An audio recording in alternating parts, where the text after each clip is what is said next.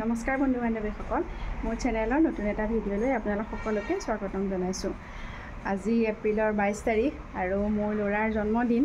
সেয়ে ঘৰত ভাবিছোঁ এভাগ শিৱ পূজা পাতোঁ। বহুত দিন আগৰ পৰাই ভাবি থকা হৈছিলে যে তাৰ জন্মদিনত এভাগ শিৱ পূজা পাতিম, আৰু সেয়ে আজি সোমবাৰো মিলিছে। গতিকে পূজাভাগ দিনৰ ভাগতে আজি পাতিবলৈ লৈছোঁ, আৰু সকলোৱে মোৰ ল'ৰাটোক মৰম আশীৰ্বাদ দিব বুলি আশা ৰাখিলোঁ। সকলোৱে যাতে তাক মৰম আৰু আশীৰ্বাদ দিয়ে, তাৰ ভৱিষ্যত ভাল হয়, সুস্বাস্থ্য গৰাকী হৈ থাকে, সেয়াই আৰু ভগৱানৰ ওচৰত কামনা। সেয়ে শিৱ পূজাভাগো ভাবিলোঁ আপোনালোকক অকণমান দেখুৱাওঁ, আপোনালোকেও চাই পেলাই সেৱা ল'ব পাৰিব।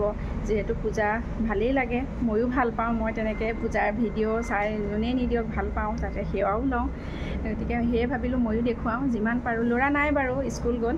মই ব্যস্ততাৰ মাজত যিমানখিনি পাৰোঁ ভাবিছোঁ আৰু দেখুৱাম বুলি। সেয়ে ভিডিঅ'টোৱে ৰাতিপুৱা দেওহাই নাই মই ষ্টাৰ্ট কৰি দিলোঁ, আৰু আপোনালোকক যিমান পাৰোঁ দেখুৱাই থাকিম। মোৰ ভিডিঅ'টো আপোনালোকে প্ৰথম পৰা শেষলৈকে চাই থাকিব, আৰু মোৰ ল'ৰাক একদম আশীৰ্বাদ আৰু মৰম দিবলৈ একেবাৰে নেপাহৰিব। তাৰ সকলোৰে তাক যাতে মৰম আৰু আশীৰ্বাদ দিয়ে। আৰু ব'লক এতিয়া মই কি হৈ আছে সকলোখিনি দেখুৱাই থাকিম। এয়া চাওক, মই ৰাতিপুৱাই সি স্কুল যোৱাৰ আগতে এনেকৈ চাকি জ্বলালোঁ। তাৰ হৈ শিৱবাৰ হৈ এনেকৈ চাকি জ্বলালোঁ। এয়া এনেকৈ থাপনাখনত মই সজাই কৰি এনেকৈয়ে সদায় কৰোঁ বাৰু। এয়া চাওক, আৰু এফালে মই প্ৰসাদ এনেকৈ তিয়াই থৈছোঁ। এয়া দেও আহিলে তেওঁলোকে কৰি ল'ব। আৰু এয়া পূজাৰ কিছু সামগ্ৰী ইয়াতে ৰাখিছোঁ, চাকি তাকি।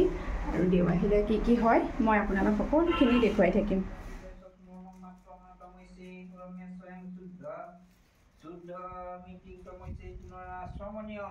ওম নমঃ শিৱায় নমঃ।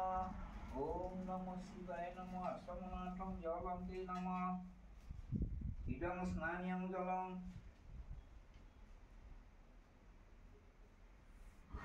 আৰু এয়া হৈছে ধৃতি, আৰু এওঁলোক দুগৰাকীয়ে মোক বহুতখিনি পূজাত কামত সহায় কৰি দিলে। এয়া বনাই থকাজনীৰ নাম ধৃতি, আৰু এওঁ হেমি।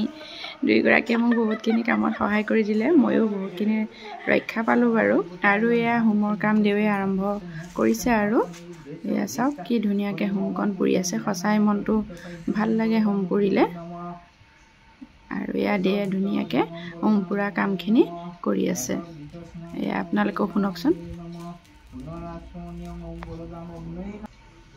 তাৰপিছত এয়া হোম পুৰি থকা দেখি ময়ো আহি অকণমান হোমৰ ওচৰত বহিলোঁ। যিহেতু ল'ৰা নাছিল, ময়ো আহি পেলাই তাৰ হৈ হোমৰ ওচৰত বহি এনেকৈ হোম শুনিলোঁ, আৰু তাৰ হৈ অকণমান সেৱা কৰিলোঁ। এয়া চাওকচোন।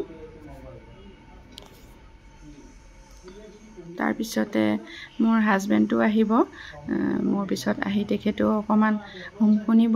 এনেকৈ আমাৰ পূজাভাগ সম্পন্ন হয়। আৰু এইবাৰ আহিলে হাজবেণ্ড আহিও অকণমান হোমৰ ওচৰত বহিলে, হোম শুনিলে। তাৰপিছতে আৰু বৰ বিশেষ বাৰু পূজাৰ ভিডিঅ' কৰা নহ'ল, পিছৰ খোৱা বোৱাখিনি, যিহেতু মই ব্যস্ত হৈ পৰিলোঁ। আৰু এয়া তাৰপিছত আৰু এয়া সিহঁত তিনিওটা, তাৰ ফ্ৰেণ্ড দুজন আহিলে সন্ধিয়া সময়।